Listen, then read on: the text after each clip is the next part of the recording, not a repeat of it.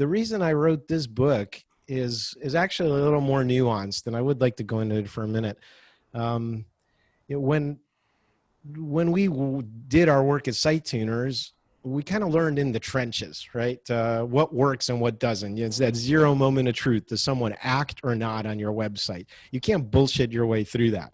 So we learned the hard way. And again, we worked with hundreds of companies around the world and created a lot of value for them.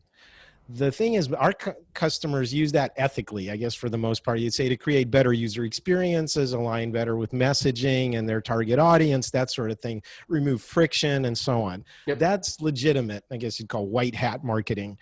The problem is that a lot of companies don't do it that way. And you alluded to that earlier, that there's some pretty sketchy companies and organizations and governments that use that for evil. So having grown up in the Soviet Union, I've seen the effects of that. Mm-hmm. When you actually manipulate people and their psychology for evil. And so when I came to this country, I guess to the US, I was a little bit of an odd duck because I always had that parallax view and I was on the lookout for, am I being manipulated, mass groupthink, propaganda, all of that was in the back of my mind. And unfortunately, I saw it everywhere. Just because we're in a free society doesn't mean that we're not being manipulated. And it's not a fair playing field. These giant companies, like we were talking about, they have data scientists, economists, neuromarketing guys, medical imaging people, and they're all there to get those little hits of dopamine, get you addicted to their product, get you to keep on with the subscription. And they're strip mining us for money, for political divisions, and I think ultimately for more conflict and destruction in this world.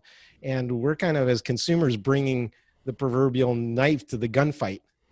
So this book was my attempt to kind of level the playing field and say, hey, this is how your brain really operates from an evolutionary perspective. Yep. In order to understand what all 8 billion of us on the planet have in common, you have to retrace that evolutionary arc from the earliest life and what we inherited from them to the bizarre, distinctly human things that make us very different.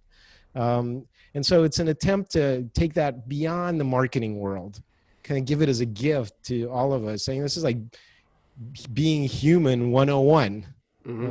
Understand it and take yourself into better account. So it applies to business, leadership, marketing, persuasion, but also culture, tribes, gender differences, personal relationships, that's all in there. And personal development, sleep, managing your expectations, what is happiness. All of those things come from an evolutionary psychology perspective. And so my red thread was to condense all of that in a non-scientific, very readable way and explain you to you.